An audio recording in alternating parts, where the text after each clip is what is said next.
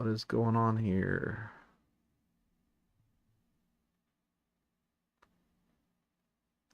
Hey, if anyone's in the chat, let me know if it's running awesome because I changed some stuff on here, trying to get everything right. I see that I'm live on YouTube now. It took a minute. Took a minute for that one to pop up.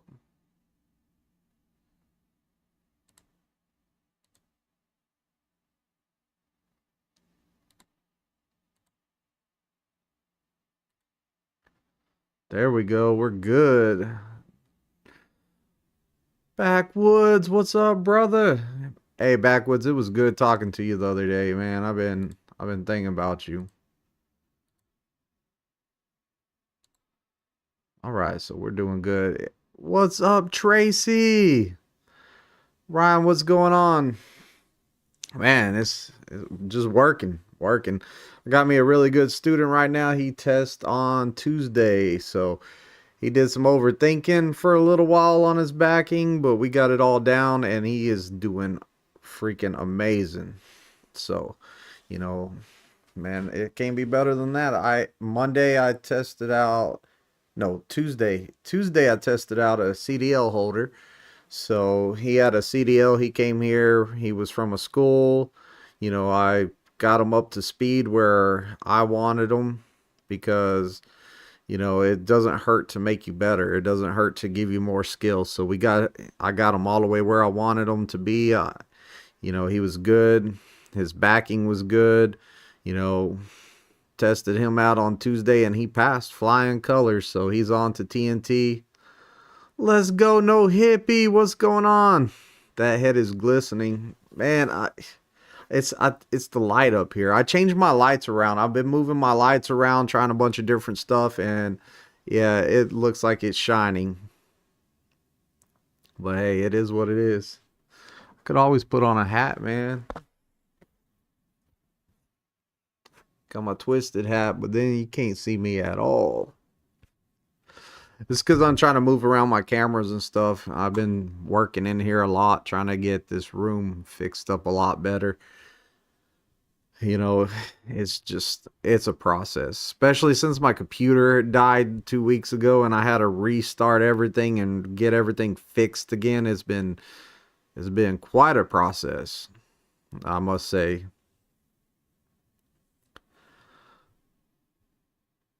So, did that doc I did the other day, I made that little short video. It got a lot of views. It was like a normal sized dock door with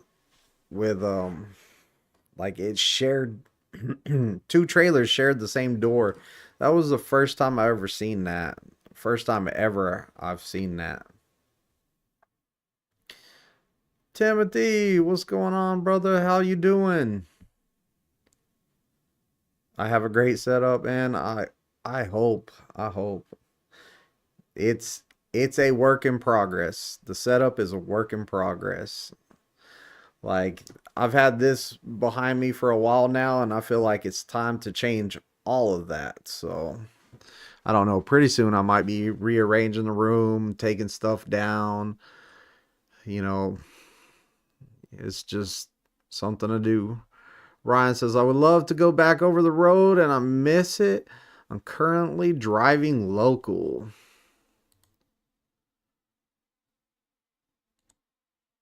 Well, there ain't nothing wrong with driving local. What do you miss about being over the road? What do you miss about being over the road, and why did you go local? Local, I'm just curious. I would like to know that.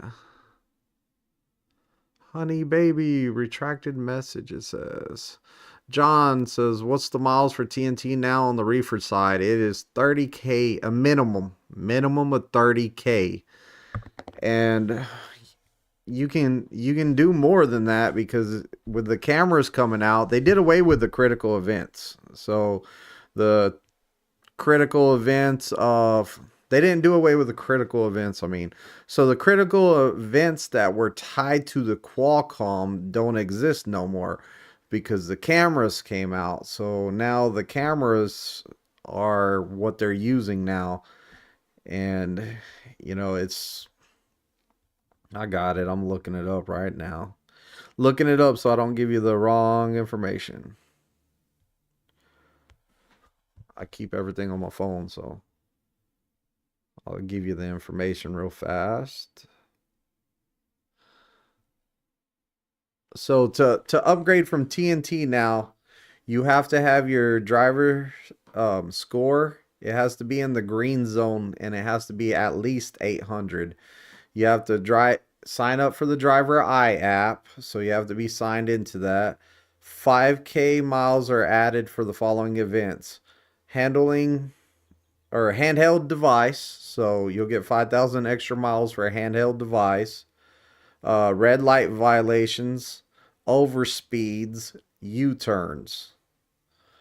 And you'll get 5K if you have more than one of each event. Then you get 10K extra miles added on for preventable accidents. So that means you had an accident that you could have prevented. It pretty much you're at fault for it. Most of the time it's backing in. You didn't get out and look and you hit the truck next to you or hit a trailer or hit a mirror, whatever. You get 10,000 extra miles. Citations in a moving vehicle, so like tickets, and then failed inspection for a moving vehicle. So like you go in the wait station and you fail an inspection. So those are some of the things that you get extra miles added on for. So it's a minimum of 30K, but it can be more. Ryan says, I miss seeing the country and the long hauls being over the road. I used to drive from Cali to the Bronx and then back. Oh yeah, man. What I miss, honestly, this is what I miss. I miss all those places that I found that had like some good food for reals. Like I miss my place in Salinas that I used to go get my burritos from. I miss the pizzas up in Pittston. Like there's a lot of great places that I would stop and eat and stuff. I don't miss a meal if you can't tell. Like I like to eat. Uh, Hans, what's going on, Hans? It's been a while, man. How are you doing? Hans says was gonna stop at Prime today to show your trainees how to drive a truck. Let's go. Honey Bree says trainee here. Great video. I appreciate them for studying. Hey, no problem. Enjoy them. Use them up. That inspection fail isn't really fair for a student. I think yes and no. Yes and no. So, you know, for the most, let's say it on the situation, no hippie. So I would agree with you. Maybe we'll agree with on the situation. So if the students like not doing their daily pre-trips and it's something that's wrong with the vehicle or the trailer, like lights being out. We'll just use lights being out for example. You're supposed to do your pre-trip. Find that stuff that's out. Get it fixed. But every situation's different. There's a lot of different things that you could get in trouble for in a scale. And I think that they pretty much are going to look at it on a case-to-case basis. They're going to look over it and review it all before they just go, oh, here's your 10K extra miles. Ryan says, those little mom and pop truck stops, their food are the best. Hey, man, to that. And that's what I like to do is I don't like eating at the same place all the time. Like whenever I say I had like a extra time on a load, I'm going to look around and see if I can't get some like food from a place that I've never heard of before. Sometimes you find the best food out there too by not going to any of those chains. Setting at a rest area in Missouri, Han says. The rest area in Missouri are not that nice. There's only one of them that's real nice. No, two of them. There's two of them that are real nice. But most of the rest areas, especially on the 44, they're kind of they shut them down and it's just a lot. Like, it's not fun. I'm trying to click on the chat. I can't even do that anymore. Ryan says the only thing I don't like about the local I'm on is my driving is I'm driving Class B trucks with a Class A license. Not much for local around me. Okay. Like, it's Class B or Class A as long as it's paying your bills, man. Like, I don't look down at you for using your Class A to drive Class B vehicles. I don't. Not one bit. You got to make a living. You needed to be home or whatever your case may be, and you had to do something. So like take it over, man. Do your thing. Han says box trucks are a nuisance. Hey, yeah, man, I remember the box trucks, man, they were my mortal enemy over in California. We would be fighting those box trucks for the doors, especially those first come, first serve places. That box truck try to whip in there. You're all like, nah, that's my door, man. Uh, buy all food at Walmart, expensive to eat out. Yeah, that's true too. I did a lot of eating in my truck too, but whenever I got to certain places, like I was like, "Oh, I'm gonna go get this." I went out of the way. I went out of the way to go get some food one time. I was like, man, if I go this much out of the way, I can stop in Salinas. And I'm all like, can I still make my load on time if I do that? I was like, oh yeah, yeah. Me and my teammate, I was all like, hey man, we're gonna go here, we're gonna get this, boom, and then we're gonna head out. So get it where you can. Box truck in New Jersey and New York are ones that drive me crazy. And another thing about the box trucks too, I never liked being on the road around them either because it seemed like whenever it's windy outside, those box trucks tend to be moved over into your lane a lot more. So you had to really keep an eye on them. I felt like.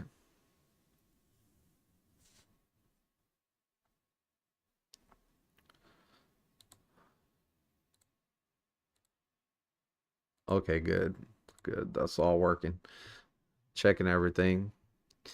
Backwoods says there's a. Oh, man. Yeah, Backwoods. Whatever you say, bro. Almost read that one. But yeah, box trucks, they're fun. They're fun to battle with in California. I'll never forget the day that I was at this place and it was first come first serve. They pretty much they told you, hey, when you see a dock open up, back in there. So us truckers that we were there before the place opened up, we kind of knew who was there first, who came in second, who came in third. So we would look out for each other. It was kind of like a brotherhood. I'd be like, "Hey man, you were here before me, so I'm gonna make sure you get that dock before me." And like the little box truck come in, we would team up. I'd be like, "Hey man, I'll stand in the way, so that way that box truck can't get in here, and I'll help you back it in. Like I'll watch out for you, so we can get this door." And then whenever it's my turn, man, hey, do the same for me. You kind of team up like that.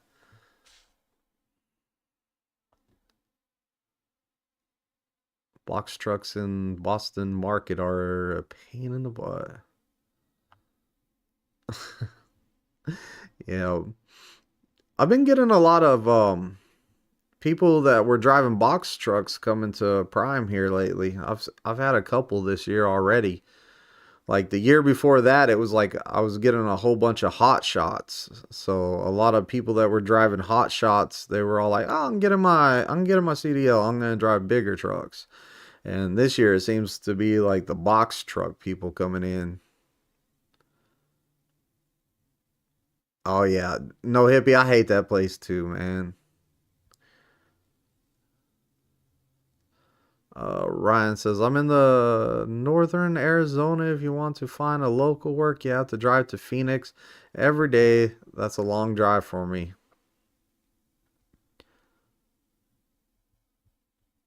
Backwoods says, I know a place that does burritos in Salinas. They are great burritos. Yeah, you had the one right next to the. So, what truck stop is it?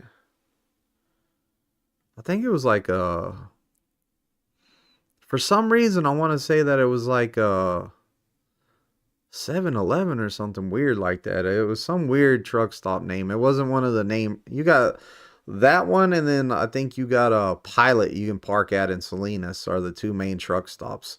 It's that other truck stop across the street from the Pilot. You go like it's the one across from it, and then you walk across the parking lot. So the fuel bays actually face towards the burrito spot that I'm talking about. So you just walk across that street. That place right there, I like their hot sauce, their salsa. It's good stuff. I used to always get extra salsa too. I'd be like, man, I need some extra sauce. I would have that stuff for a while. You heading to New Mexico, Hans, going down the 44?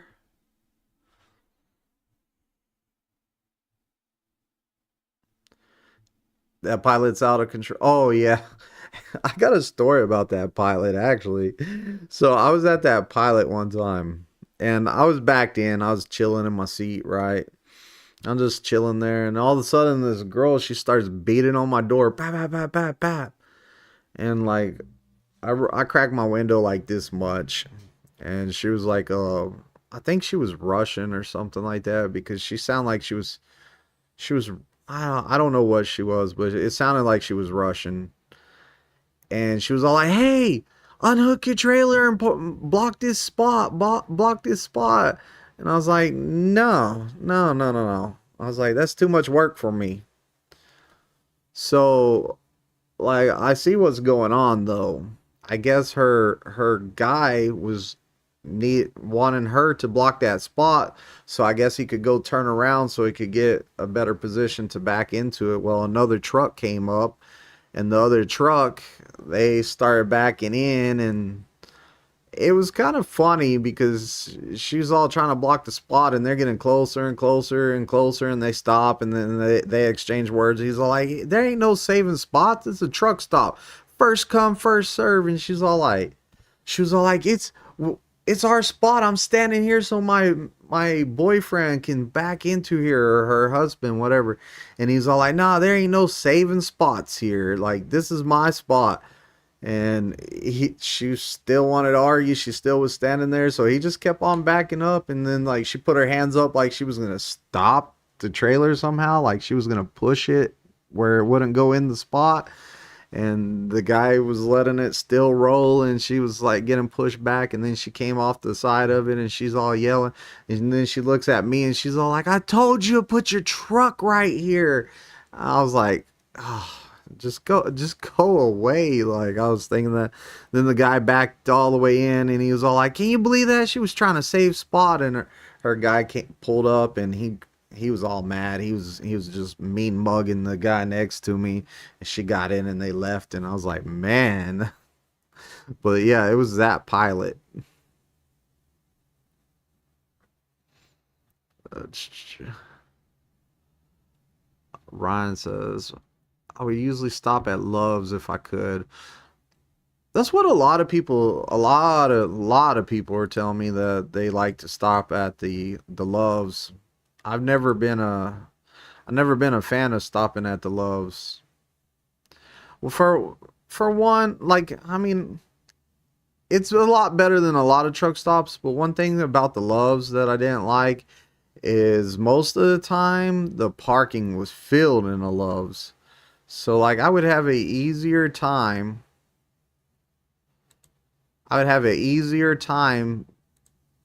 parking at like a Flying J or a Pilot than at a Love's because the Loves were always full.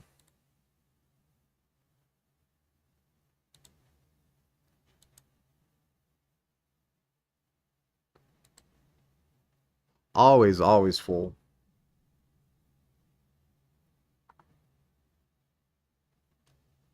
All right, No Hippie. Thanks for stopping in. Make sure y'all subscribe to No Hippie Trucking and Transportation. One of my favorite channels to watch. He's straight to the point, and like speaks his mind. He speaks his mind. Like he ain't sugarcoating it. He's gonna tell you how it is. Han says, I take showers on my 30-minute and park at the rest areas. Yeah, that I do that too. I do the same thing, Hans. I don't like parking at the I rather park in in a rest area than a truck stop because I usually get hit at a truck stop. A lot of people in and out of the place, and I usually get hit. And I'm done messing with that computer or that side over there. Ryan says, any companies that you guys would recommend for either regional or OTR? Ryan, just do your research, man. Find the one that's going to work the best for you. You know, I haven't been anywhere else but Prime. So I've been trucking for 8 years, pretty soon 9 years, and I've only been at Prime.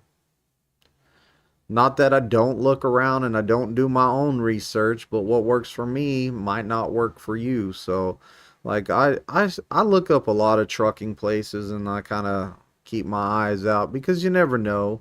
You never know. You might someday Prime might be like, you know what, we're closing down. Maybe maybe Rob Lowe's like, yeah, I'm retiring and I'm just gonna close it down. I don't want anyone else running my company, you know? You never know. So like I like to always have like a plan B, you know. So I look into a lot of different stuff. Yeah, and it does, and like Han says, it depends on your experience. Ryan says, I have 2.5 that is verified. And it also depends how long ago you had that experience. Because some companies, if it's not current experience and there's a gap, they're not going to mess with you either. Because their thing is, oh, you might have forgot what you learned. So, you know, you got to watch that too. Like even Prime, like I've had guys come in and I had to give them their little refresher course where they had to get eval'd. And I'm all like, you used to drive when? And they would tell me, and they were all like, yeah, I drove for like 15 years. And I'm all like, oh, this guy's been driving longer than me. And what I found out that is they used to drive back when, and then they quit to go home to be with the family or whatever the case may be. And whenever they decided, okay, my kids moved out or whatever, I'm gonna go drive now. What I'm finding out is that I see why companies don't mess with them, and like they're all like, hey, you need more experience because a lot of those guys, and I'm not saying all of them because I had some guys come in and they were great. I didn't have to do nothing. They were great, but some of them they come in and I'm all like, you sure you used to drive a truck? Like, are you positive that back in the day you used to drive a truck and for that long? Because I've had some really really bad like guys that it seems like the guy never drove a truck before. Like it is what it is. Let's see here. Tim says Prime has the worst training. The TNT part is so ridiculous. Have the trainer sleeping in the back, running it like it's team driving. What's wrong with that, Tim? Tim, were you at Prime ever? Did you do the TNT? I'm just I'm just curious. Come on.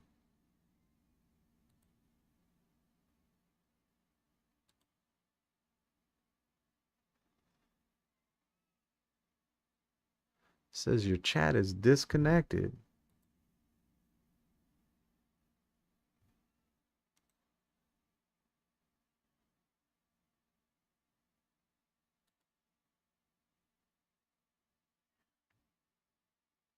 You're connected to the internet. Good. Okay, we're connected back. I don't know what happened right there. For some reason, it disconnected me. So Tim, why don't let me know if you were at Prime before, because you sometimes people say stuff like that. They're all like, "Hey man, Prime's the worst company." You know, the TNT training, that's ridiculous. Yada yada yada. Well, tell me, like, let me know. Hey, did you go through it?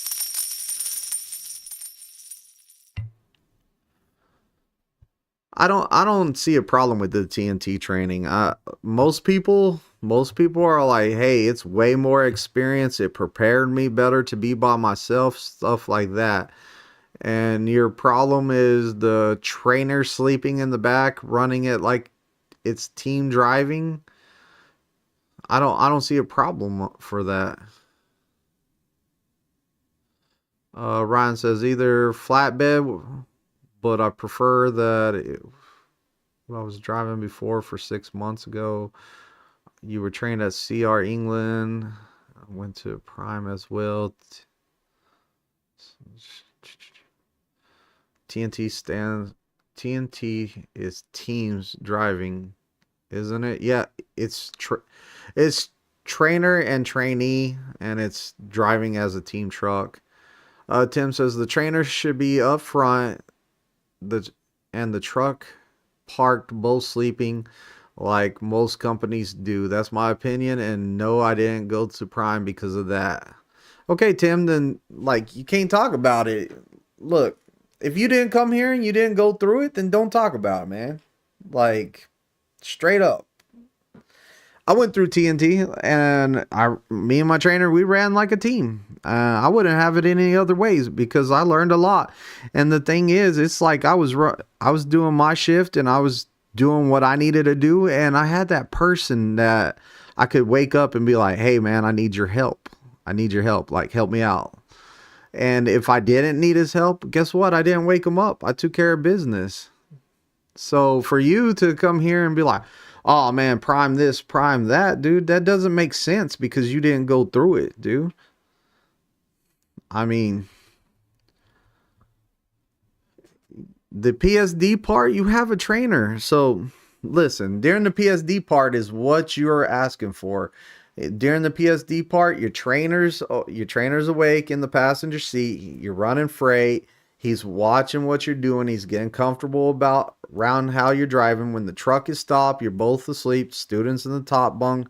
Your truck, you're gonna be like it's my truck. I'm sleeping in my bed. Student's gonna be on the top bunk, and you learn a lot of stuff during that phase too. But then you pass your test, you get your CDL, and then it turns into a team truck. So now you have that person that if you do need help, he is there. It's like a safety net. Why would you not think that that's a good ideal? That's what I'm saying. And I think that that's a great thing. If you need help, he's there. If you don't need help, then don't wake him up.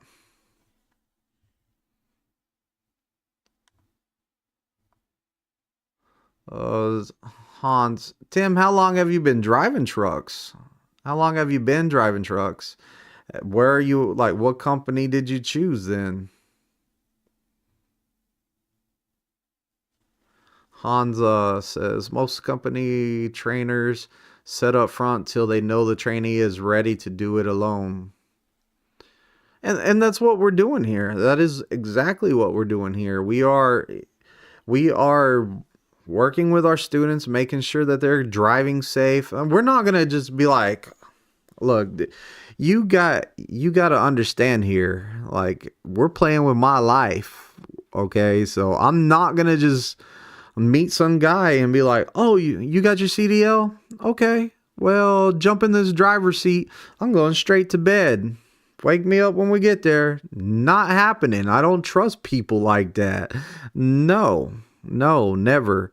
Like, I'm gonna take my student out, and I'm gonna do at least at the bare minimum. Say it's the first time I met him and he has a CDL and he came here with a CDL. I'm gonna go a minimum of a week just learning him and seeing how he drives, because I don't trust him. I'm a paranoid person for the most part because of what I've been through in my life. So, I'm a paranoid person. So I'm going to be straight up. I'm going to be awake. We're going to drive the truck, and we're going to kind of do it like a team truck. Maybe my student drive like 6 to 7 hours, and then I finish out the rest of the day. The next day I'm going to try to push them up more than that, like 8 hours or something like that. Then I'm going to finish out the day. Then I'm going to push them up to like 10 hours of driving, and trying to build up his stamina too, because I also want to know if you can stay up that long, or do I need to keep working with you to get your stamina up there? Because I don't want somebody that's going to fall asleep while they're driving the truck. I've had somebody fall asleep driving the truck. Like, I had a student that we were driving down the road and he went like that. And it was scary. He never said he was sleepy. He never said he was tired. He didn't say nothing. I was like, oh no. I reached over there real slow to grab the steering wheel. And as I'm reaching over there, his head came up and he was all like, he kind of looked around, and I was like, did you fall asleep driving? And he was like, no, I didn't. I said, yeah, you did. I said, pull over right here on the side of the road. Pull over. So yeah, I've been there. Or yeah, I don't want that to happen again. So, I'm going to get to know my student. I'm going to see how he's driving. I'm going to make sure that he's safe. I'm going to make sure that I'm going to be comfortable asleep behind him. I might not sleep very good because I'm going to be paranoid that something might happen, but I am going to make sure that he's a safe driver. John says, I much rather have a good trainer for 2 months versus 3 or 4 weeks and cut loose just because they can literally drive the truck, learn the business. That's right, John. That's what I'm talking about. Ryan says, that's why I had it when was 2 months. First month was with the trainer training me, and the last month team driving with my trainer just to learn the business and prove that I could handle the truck. And John says, trainers are putting their lives in the hands of someone they don't know. It takes time to build that relationship. That's right, John. Exactly. At Ryan, Swift has regional opportunities, especially the Swift driver who do Walmart loads exclusively. Right? I'd like to see Prime get back some of those Walmart accounts at the different Walmarts, man. I'd like to see that. Like, get us Harrisonville. I would like to be on that one. Harrisonville is not too far from Prime. Like, it's a 2-hour drive to get there. If we started doing those loads again, I'd be like, sign me up. I'll be dedicated over there. Like, I'll run freight around for them. They got a Dunkin' Donuts at the Saps Brothers right there, right outside the front of that Walmart DC. Like, the road it curves around and up a little bit, and boom, you're at Saps with the Dunkin' Donuts in there. It can't get better than that. Dunkin' Donuts every single day.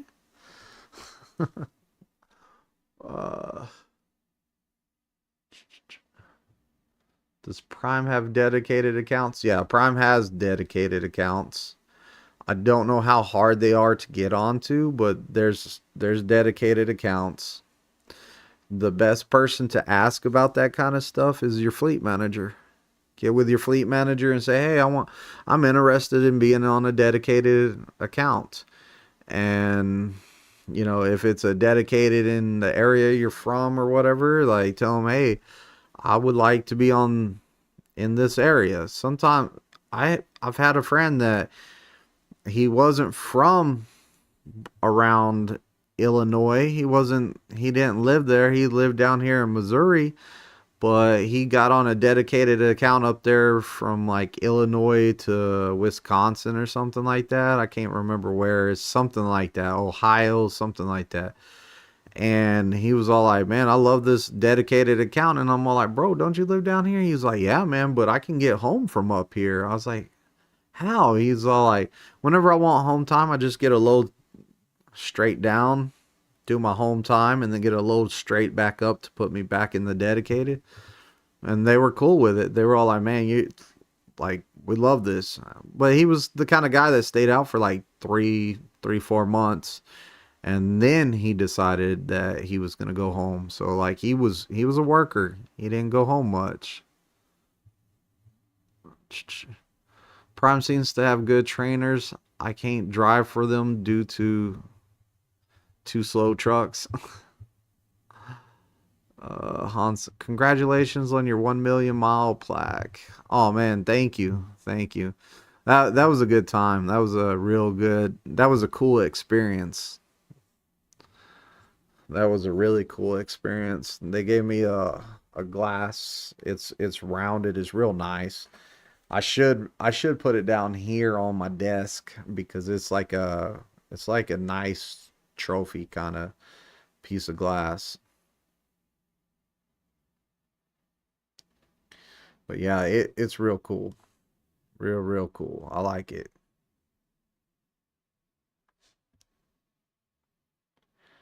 Yeah, Arizona, most of your stuff is gonna be like most of the freight I dealt with in Arizona was like down there in Phoenix or down there I can't think of the border town. Man, we go there all the time. Is it Human? Is that the name of it? Human? Something like that. I can't remember the exact name, but we go there. Oh, Swift has a terminal in Phoenix, Arizona. There you go, man. And I don't believe Swift's a bad company either. I know a lot of people are gonna be messing me. Yuma. Yuma. I say human. There we go. Yuma. There's a lot of produce down there and stuff coming across. But yeah, Swift's not a bad company. I researched them. I did research them at one point, and I was all like, man, I don't see nothing bad. Their pay's all right. Like their everything seems legit. Prime pays more for training though. Prime to me, like checking out a bunch of companies. I looked at a bunch of training companies not too long ago, and I was like, dang man, we're still the highest paid training. So I thought that was pretty cool that Prime is still the highest paying for students coming here. We pay the most. I was in Nogales 2 weeks ago.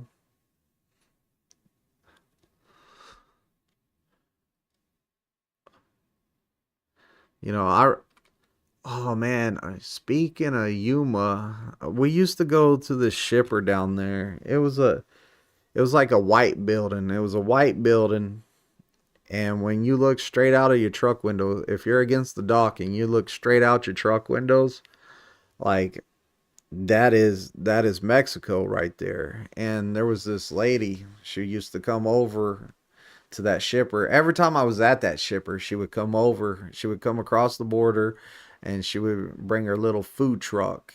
And man, they had some good food on that little truck. I remember that.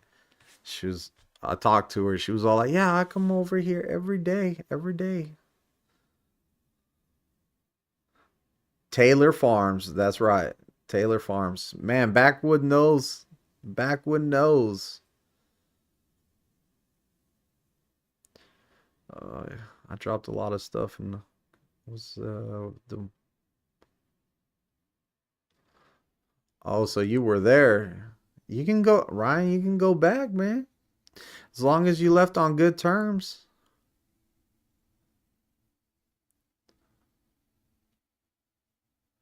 The new loves is nice if you can find a spot.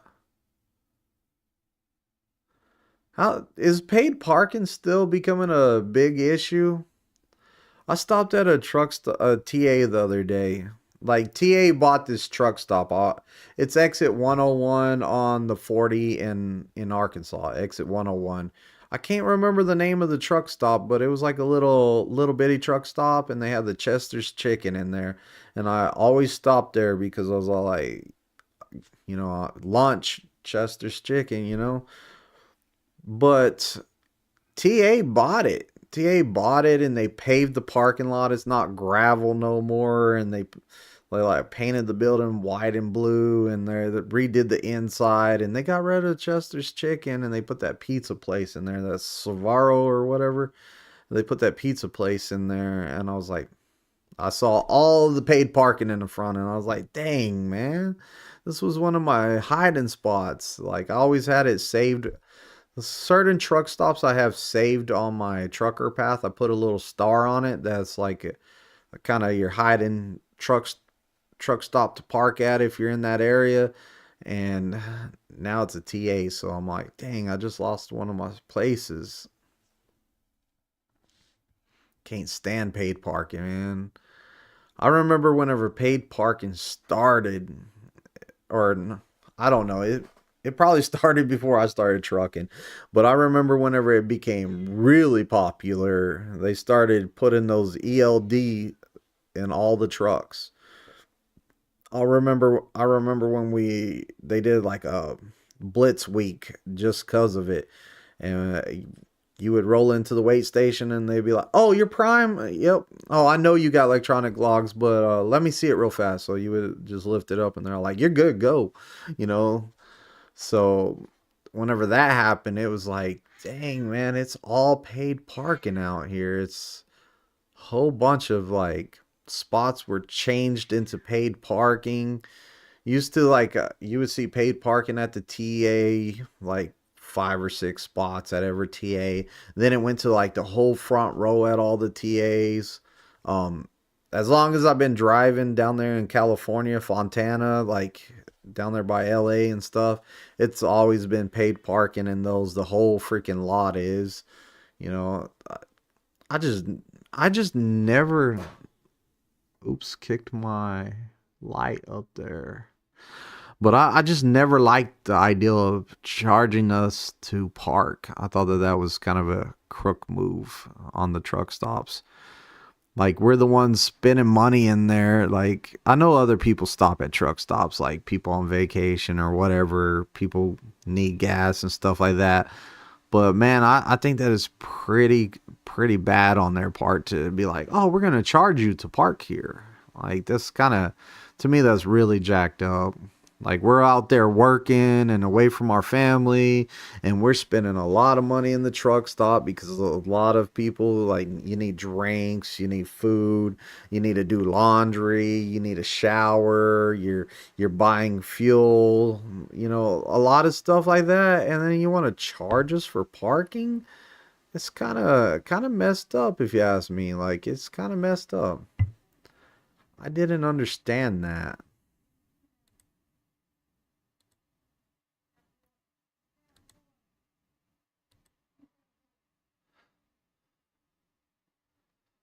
Never understood that.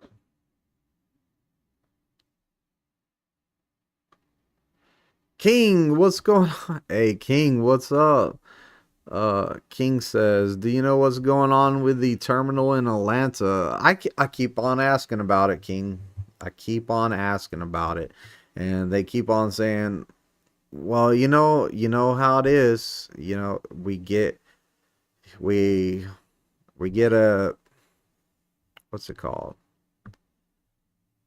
You get the land, and then you have to wait a while to get all the permits, and then it takes forever to build it, And I just keep getting told, hey, you'll know whenever it opens. Whenever it opens, they'll have a big open ceremony. So I know that they have the land. I do know that they have the land, and I do know that they're gonna be putting one there. But that's all I know about it.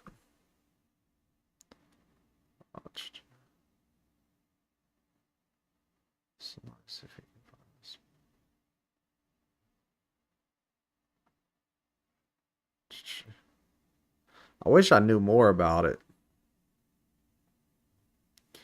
I asked during the safety meeting not too long ago. I did ask. I was all like, "Hey, what's going on with the like I was in the comments on the I want to say the Facebook Live, maybe it was the YouTube Live, whatever it was, but I put in the comments, I said, "Hey, any word on the Atlanta terminal?" And they just responded, we want to put out an announcement. We'll probably be putting out an announcement on it as soon as we can." Loves has no paid parking. Pilot, Petrol, and TA has paid parking. Road Ranger is starting to charge. I don't know why, but I've never really cared for the Road Rangers. Never have cared for them. I think that it like I don't know, I just never I remember whenever I went to the Road Ranger and I was all like, this is a pilot. It just was weird. It was weird. I'm kinda like that though. Like I'm loyal to something and then whenever it's something else, I'm all like, that's messed up. It doesn't feel right. Looks like Knight will pay me more than Swift. They also have a terminal in Phoenix. It's probably the same terminal. They probably share it because it's the same company. Yeah, like Han says, Knight and Swift are the same thing since they merged. Yeah, it's probably the same terminal. I would, if I had to guess, it's gonna be the same terminal. Because wasn't it Knight Swift and US Express, I believe. They're all together. Oh, Hans beat me to it. I saw it pop up as soon as I said it. So I know it popped up before I said it on his side. So US Express was bought as well by Knight/Swift.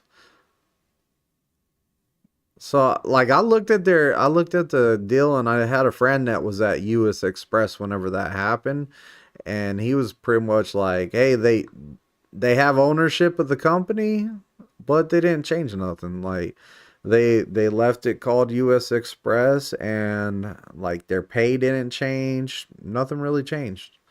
So I thought that that was pretty interesting that they bought them, but instead of calling them Swift, they just left them US Express and didn't mess with their pay or anything.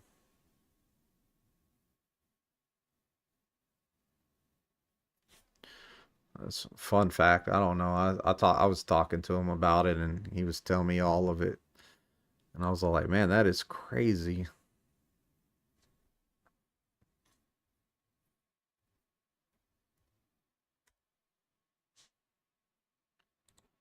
I'm about to kill this computer. I'm about to destroy this computer. I mean, I shouldn't say that. This computer's tripping over here.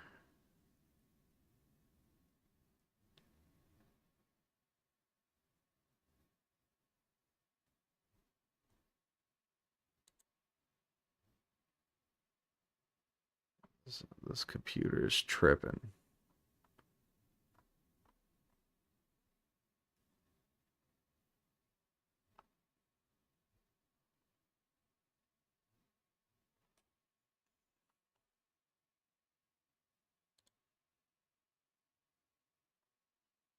I don't know. The screen over there, it just keeps on like freezing. Like it's freezing, and I'm all like, am I still live? Am I not live? Because it keeps on like the browser over there is. I got two screens. So I got a screen up here. This one's looking good. But this one up here is where my live is, so I can see my camera, I can see my mics, I can see all that stuff, and I can see some of the chat. Whenever I look over here, it keeps on freezing and then popping up messages like your browser has no internet. So I'm all like, am I still live or am I not live? I was told Night Swift bought out US Express for their equipment. And I think that was true. I'm pretty sure that was true. I think what happened back then, and this is just what I'm guessing, a lot of the banks, some banks were going under at the time. And I think Swift probably said, you know what, these banks are going under. It's either lose my money. I can either lose my money if the bank disappears, or I can just spend it all and buy this company and own all these trucks. They can't take the trucks from me and they can't take ownership of the place from me. So I think it was like a play like that because at the time I can't remember which banks it was, but they just went out under. Swift has brand new Volvos. They look nice, even though I ain't a fan of them. Yeah, I got it. Oh, today I got to check out the Kenworth, the new Kenworth, the whatever it's called, the 26th model or whatever, the 2026. I like that. I like the Kenworth. It was nice on the inside. It was a good looking truck. That was the truck that when I came trucking, I was all like, man, that's the coolest looking truck. I want it, and Prime didn't have them, of course, at that time. Now they get one in ever so often. Yeah, Ryan, just keep on doing your research, man. You'll find the one that works for you. Keep your head up and keep on working. That's what I would do, especially if I wasn't happy doing the class B and I was like, man, I don't want to do this class B. Then I would really, really be trying to work my way, doing all the research I can and finding out all the options for me. That way I can make the best decision for me. Kevin says, why does Prime implement company drivers train with company? Why doesn't Prime implement company drivers train with company? TNT trainers and potential lease students train with lease trainers. I feel like that was a downfall for me. I signed up as a company driver. Well, the thing is, you're not a lease, you're not lease, and you're not company until you upgrade from TNT. So realistically, I'll move my screen or my camera. So realistically, you're not a company driver. As a student, you are technically a company driver. So if you wanted something like that, then everybody would be on company trucks. Nobody would be on lease trucks. See what I'm saying? You don't pick if you're gonna go company or lease until you finish TNT.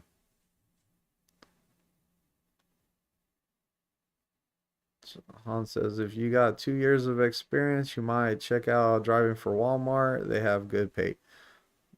Did Walmart move it down to 2 years, Hans? I thought at Walmart you had to drive for I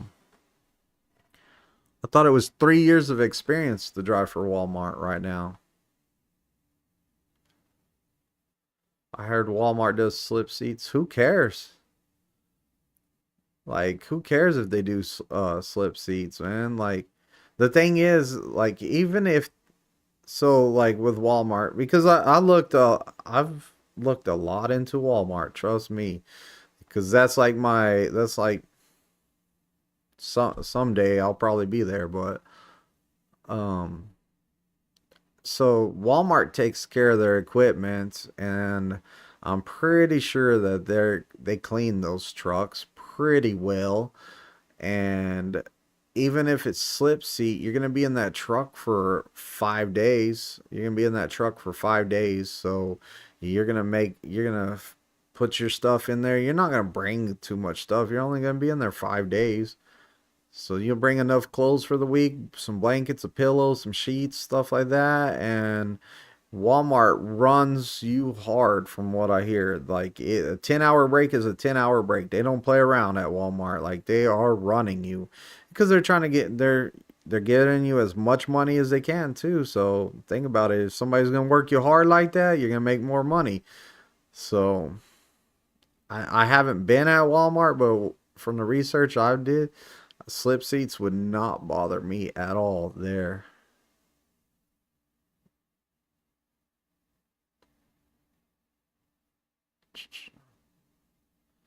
Ryan says, okay, okay. There's a Walmart distribution center in Casa Grande. That's one I worked out of with CR England, so I'll look into it as well. Walmart drivers make six figures. Kevin says, and trained with a lease driver. Feel like I didn't get a fair. Get a fair. Didn't get a good trainer, so I ended up going to Snyder because I was more familiar and know what to expect. With them, freight is consistent. Uh,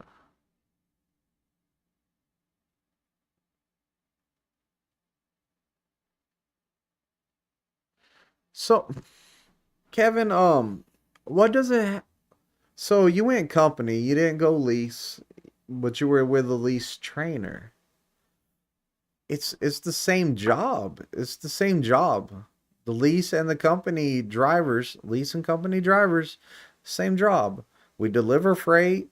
We run the same clocks. We do the same paperwork. The only difference between lease and company, really, the really only difference is a company driver's not responsible for the truck payment, not responsible for the lease bill or the toll bill, the tolls. Um, you don't have to buy the tires. You don't have to do a lot of stuff. So I don't think you really had a. I don't think your real problem is that you went out with a guy that you were trained by a guy that was on lease. I think maybe you might have not had a trainer that taught you how to do everything is more or less what it is. But as for going being on a lease truck and then going company, I think that being trained on a lease truck, you're gonna learn a lot more because a lease trainer. My trainer told me like this. He was all like, "Man, I'm gonna show you both. Yeah, I'm gonna let you decide. I'm gonna show you how a lease works, and company is. We're gonna do everything like everything that you do on this truck. You'll be able to do as a company driver, but where I'm talking lease is the business side." So he's all like, "I'm gonna teach you how to do the work. That's basically being a company driver, and then I'm gonna show you what it is to be leased, the business side." So I got knowledge on both of them from my trainer. And then I chose to go company. I had a lease trainer for PSD and TNT. I had a lease trainer and I went company. I didn't have no problems. So more or less, I think that it's more that you might have had a trainer that maybe didn't didn't teach you well, or maybe you weren't good at listening, or maybe you're just not willing to do what it takes to deliver the freight and stuff. I mean, um, Kevin says, I get all that. I left pushed into a lease by a driver manager, didn't get shown how to wash. Then I got pushed into a lease by a driver manager. You didn't get pushed into no lease. Like, hey, you could have said no. You could have said no. Nobody pushed you into doing a lease. I'm not hearing that. I'm not hearing that. You might have got talked into doing lease, but they didn't push you into doing a lease. At the end of the day, it's it's your choice. The fleet manager signed you up for that class. When you go to that class, I know because I'm there. I have to take this class once a year, and I can't stand taking this class. I'm in there whenever they're taking the class, and the first thing the guy does that's teaching the class, he says, "All right, I want y'all to fill out the paperwork with your name, your the truck number that you are currently on or the one that you came from, and why you're taking this class. Are you if you're here because you're upgrading, it's the PSC class. So it's the safety class is what we call it. But right there, you write in what you want to do. So if they talked you into going lease and you went and you wrote lease on that, then guess what? That's your fault. Like you went lease on your own will. What is the process of going through a wait station and the consequences of passing it? So the process of going through the wait station is follow the signs, and they're gonna tell you slow down. You're gonna to a certain speed or stop with each axle on the scale to get the weights, yada yada yada. And then they're going to give you a green light or a red light. Green light means go to the highway, red light means go to the back parking lot and take your stuff in. When you go in there, grab your bills, grab your permit book, and bring your CDL, your medical card, your important paperwork. Take all that inside. They're going to ask you for permits and stuff like that. And then they might do a complete inspection where they check everything out. Now, if they find violations, they're probably going to, some of it is just, hey, you need to fix that. So cool, I'll get it fixed. Because it's not a big issue. You might have a little bit of oil leaking and they might be like, it's not bad. It's not like a super major leak. So they're going to be like, hey, do you know you got oil leaking under here? Your answer is going to be, no, I didn't know that. And then they're going to be like, hey, you need to get that fixed before it gets worse, or you might want to keep an eye on it. You can go on. But then there's stuff that if they find wrong with your truck, if they find certain stuff with your wrong with your truck that could be a threat to the highway and others that's unsafe, then they can put you out of service till you get that fixed. And it's not drive to the truck stop to get it fixed. You're probably gonna have to have what's it called, a side of the road call or whatever. They're gonna have to come out there and fix it right there, because they're not wanting you to drive on their highways unsafe. Oh, Walmart trucks hiring now. Green light bypass it. Red light enters. Never bypass a wait station if you have enter it. A cop will chase you down. Yeah, if you go in there and then you see that you had the bypass, yeah, don't run back. Don't run just back out of it. Just go ahead and go through it, because then you look guilty or something. Kevin says, I get all of that. I left pushed into lease by his driver manager. Didn't get to get shown how the washout process is. The washout process is the same company. The washout process is the same company or lease. It's the same. It is. So if you're lease, then you have to go in the wash bay. You're going to give them your truck number, your trip number, and your trailer number. And then they're going to call the field desk and they're going to get authorization. They're going to get that little code to put on there, the whatever code it's called. I can't remember. You also get a message of it on your truck. If your company, you give them your trip number, your trailer number, and your truck number, and they call the field desk again, and they get the code that says that they get paid for it. Same thing, both ways. So I don't understand that.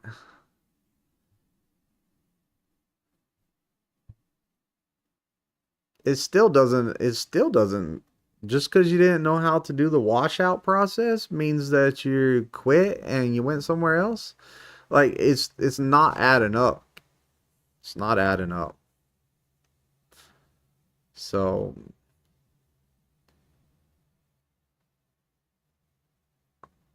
opinions of the driver and truckers cheating the system by avoiding to pay tolls. Disgusting. It's, why is it disgusting? Opinion of drivers and truckers cheating the system by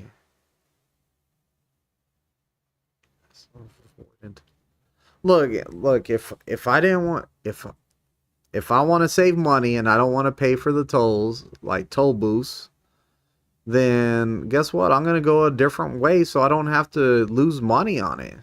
The reason that there's tolls is because that road right there is convenient. It's a convenient road for you to go on. So it's way better than some of the other roads you can go on to get to the same place. It's probably faster, less stops, stuff like that. So I don't think there's anything wrong with people going around tolls like on other roads and stuff. I don't see no problem with that. And like Han says, if you got an easy pass, you just drive through them anyways.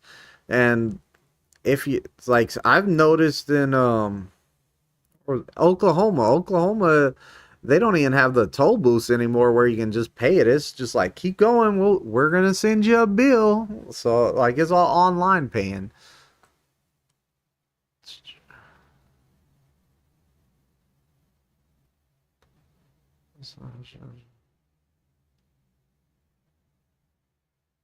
Driving on Dalton Highway. Mr. Nightmare Trucking Horse. I don't even know what that is. Backwood says he was company and lease. Everything was the same. Everything was the same. That's what I don't understand. That's what I don't understand. Like, I had a friend.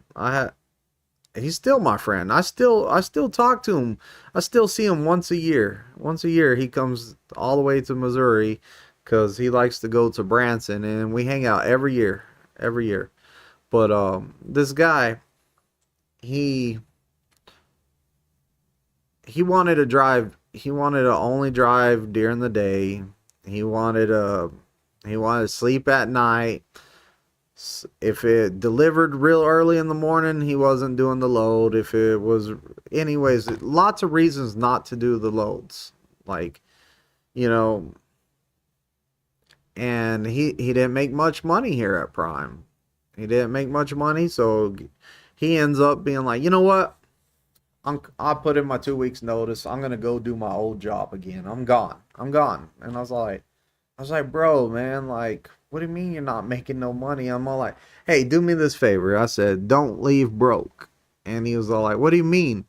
And I said, look, run the same hours I'm running. We're gonna run the same hours. We're gonna run hard and like let's do this for like your last 2 weeks. Let's go 2-3 weeks.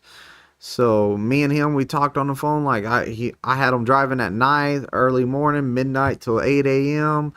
And we were running. He was running, and he got those checks, and he was all like, "Man, if I knew I could make this much money, I would have never left." But the whole time, I told him, I said, "Hey, man, you gotta run harder. You gotta stop being that solar powered trucker. You gotta run what the freight requires you to do. You gotta work hard. You gotta be vicious out here. You gotta be like, want this load. You can't tell your fleet manager, nah, man, that load delivers at night. I drive during the day." Like, you need to drive what the load requires.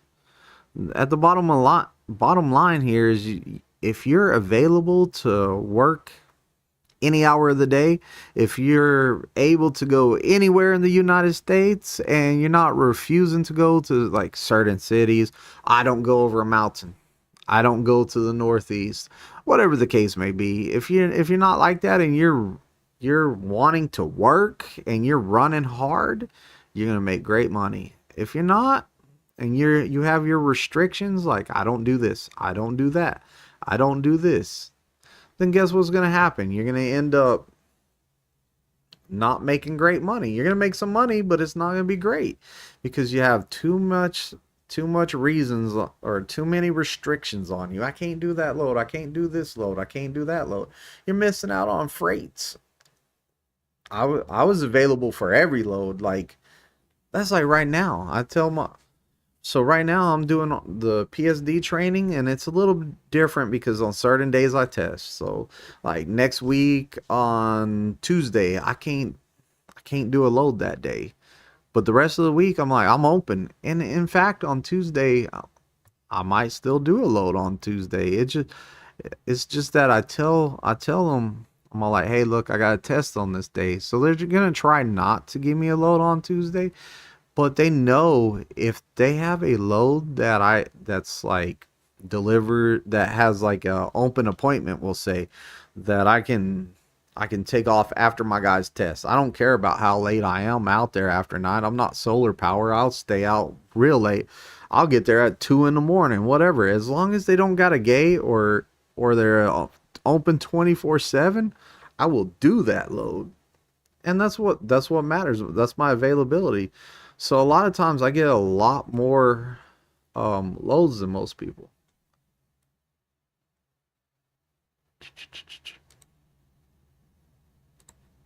I'll fix that.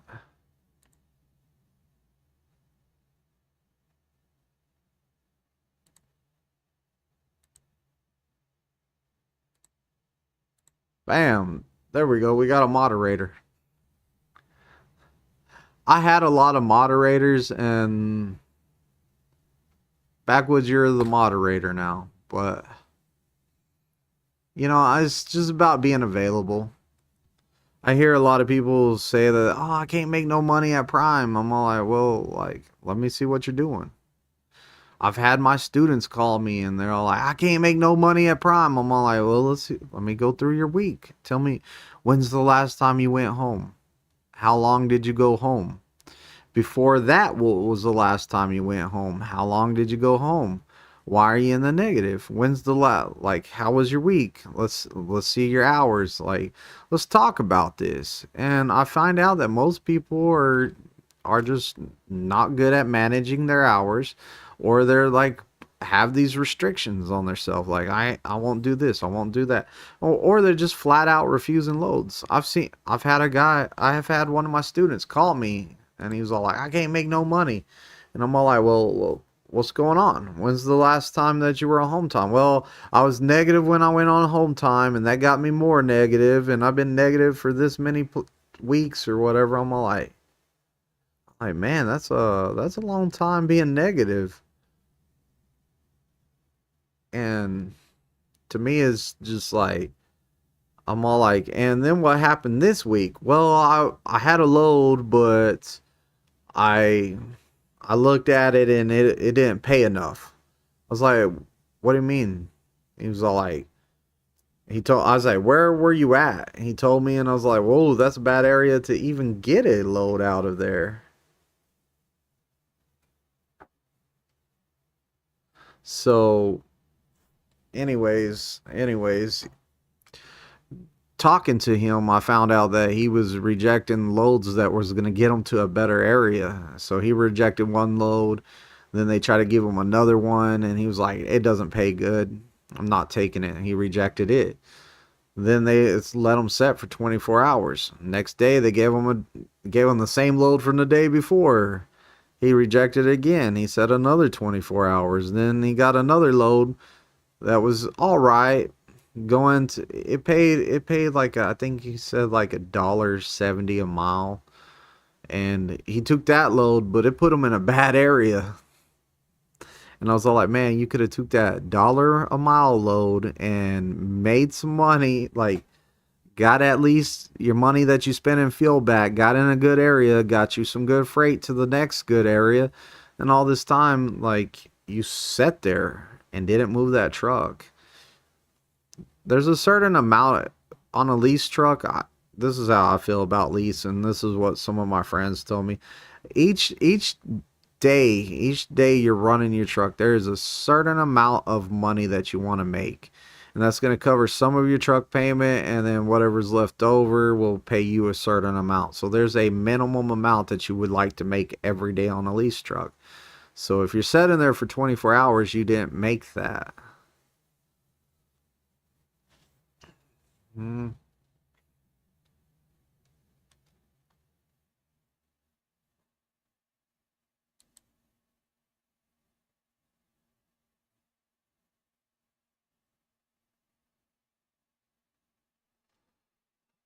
The 34, can you explain the 36-hour reset rule from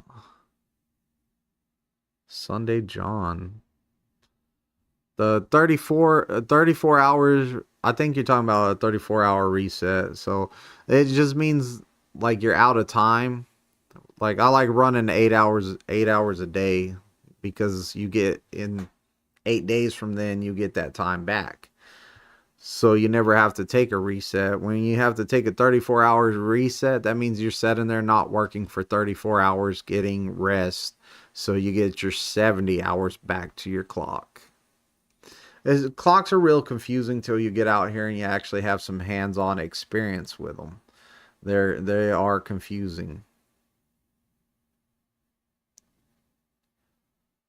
Sometimes you have to take a bad load to get the good one. I made great money, company and lease. Yeah, backwoods, you're a runner though. Like the guys that are running hard, and they're vicious and they'll work any hours, they're gonna make money. So like I know you backwoods and you run hard. You ain't the sit around and not get paid guy. You're the go out there and get money. Sit in here ain't getting me paid. So I know you. You're running hard. So of course you made money on both sides. There's money to be made on the lease side. There's money to be made on company side. It's all about what you want to do, like how hard you want to work. If you want to work hard, then you're gonna get paid. If you want to just chill, you're not gonna get paid.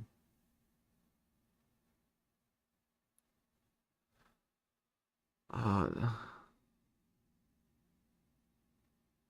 I passed the full. I passed a few of your comments,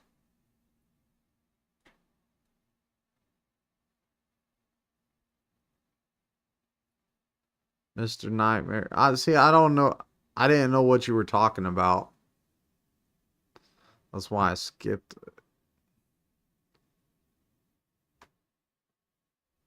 Yeah, and you wrote it in here more than once. That's why I skipped it because I don't know nightmare horror whatever you're talking about.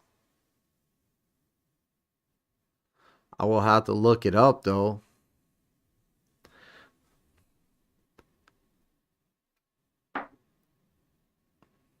See, when you said the comments and then the other person was talking about it too. I have no idea what that is. I never heard of it.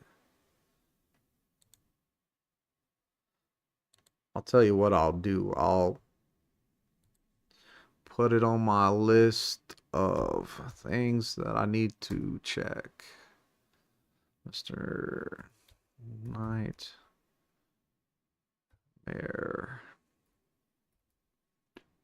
Mr. Nightmare.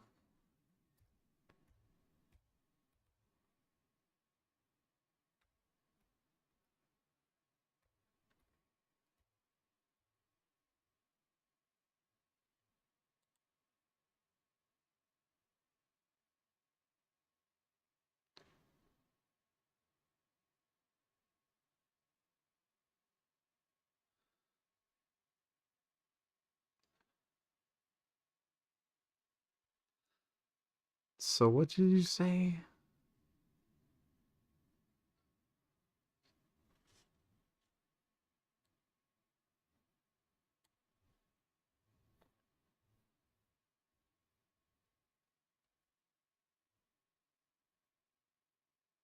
Three.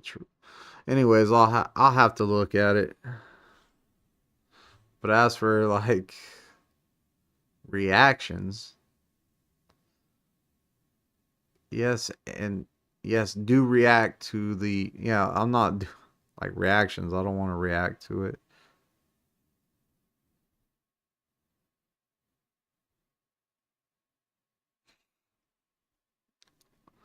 I know what he's talking about. It's just made up stories of stuff. Oh, is it just made up stories of stuff? It says that it's true trucking horror stories. It says it right there. It says it's true. If it happened on YouTube, it must be true, right? No, I don't know. I'm gonna check them out. It's only three disturbing stories. Oh, it's ghost stories.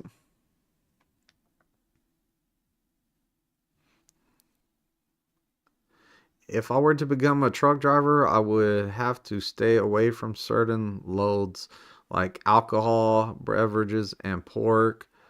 Would this make a truck driving a bad career for me? Uh, Not really. Go see. I've had students that had the same thing, but it was a religious reason is why. So the thing is, they cannot. The guys that were religious said that they could not touch it. They could not couldn't touch it, couldn't smell it. Like, but they could deliver it. So as long as it was in the trailer and it's sealed, they were fine with it. And that's what most people do is that they're fine with hauling it. They're just not fine with like touching it. They can't touch it. It can't touch their skin, none of that stuff. But like if you can't mess with it at all, then there's other stuff that you can do in trucking, like deliver cars, deliver do flatbed stuff. There's a lot of stuff that you can do. You don't have to do food and drinks and stuff. You can do all kinds of freight.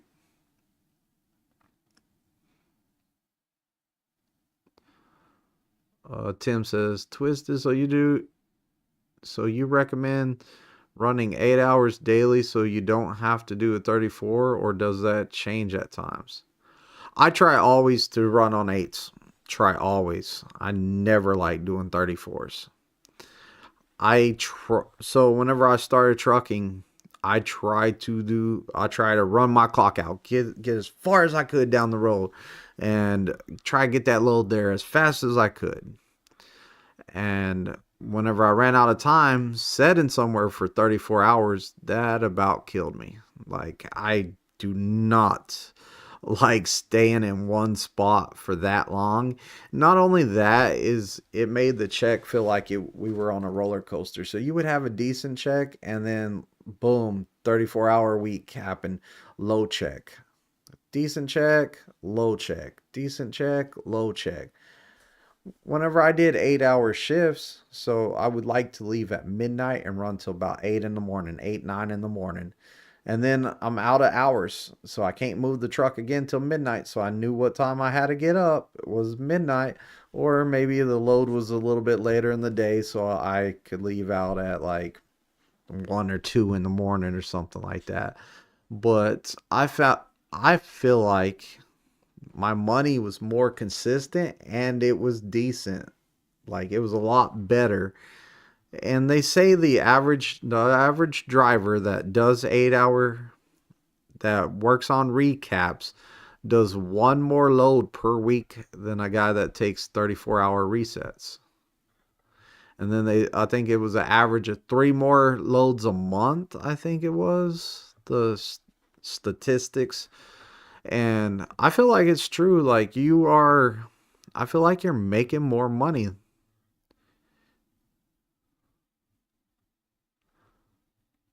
You decide if you want to watch it or not.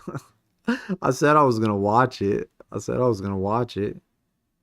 I wouldn't have went through the trouble of typing it into my computer over here so I could save it over here if I wasn't gonna watch it. But that's me personally. No hippie trucking and transportation. No hippie is like, man, I run it, run it, run it, run hard, hard, hard, hard, hard, and take a 34 hour and chill. And he makes great money doing that.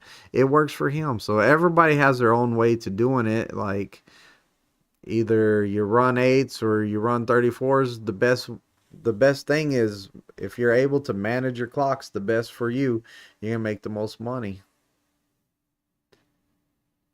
2075. Thank you. Hey, you're welcome.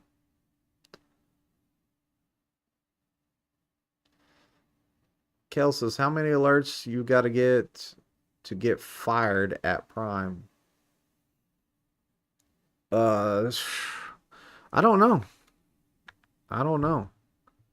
I'm guessing that they're gonna go through steps before they just fire you. So I'm guessing the first time you get a bunch of some alerts, they're gonna be like, "Hey, what's going on?"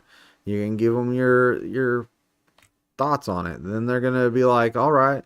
You keep getting in the same ones for whatever unsafe is that you're doing. Then they'll probably have you come in and take a safety course. And then if you're still getting them, then they'll probably bring you in and have you evaled. And if they're having you evaled, that's you take a test with an examiner of Prime. You take a test with them. You go on a drive and back the trailer into a spot, and they're checking how you drive. They're making sure that you're being safe out there. They're making sure that you can back and you're being safe while you're doing it.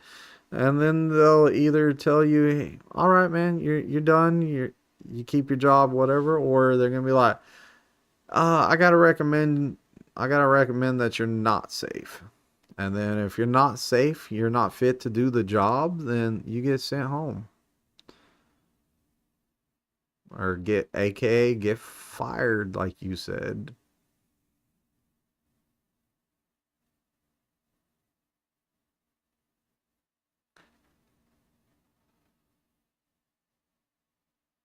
Oh, did I miss the message, Backwoods? Looks like Backwoods answered you, though. You can get with your fleet manager. He'll work with you on stuff like that. Prime's good about that. Jay Teller, yo, I'm late, but I'm here. What's up, man? Oh, just living the dream over here. You got a trainer? You got a trainer? Is that your student, Jay Backwoods? Yeah, that is your student. That was your student. Okay. We were just talking about you the other day on the phone, me and Backwoods. We were just talking about you the other day. We were talking about hopefully you got a trainer now and that you're doing good.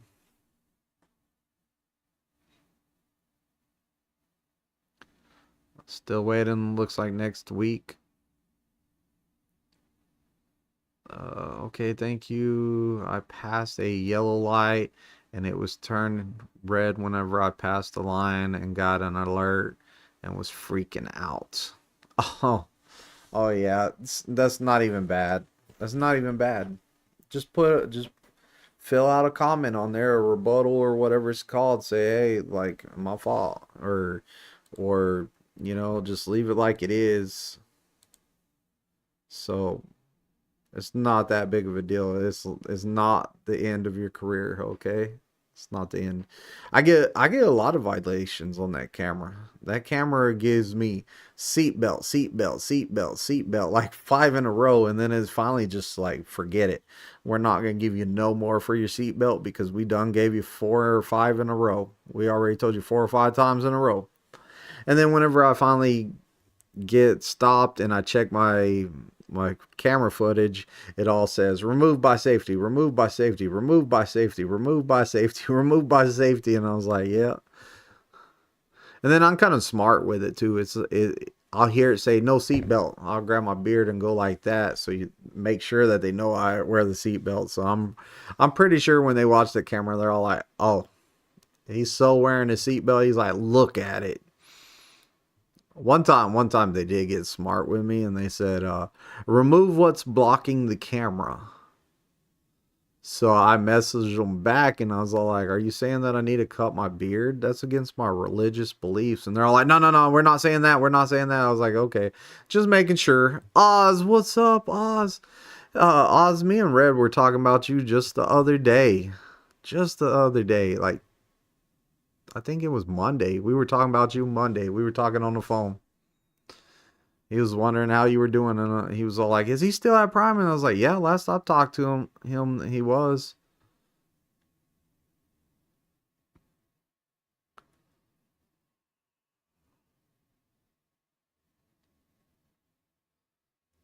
Oh no, that's horror stories he tells on me. I told all kinds of stuff. Oz says, "Accept your mistakes, own up to it in the comments, and move on." And that's 100% right. Like I agree with that 100%. Don't believe anything. Don't believe anything Lurch says. Oh man, he just was telling me. He was just telling me like last time he talked to you, you were telling him about like how somebody from his home state did something that was dumb, and like he was all like, oh. So I mean, it was kind of funny though.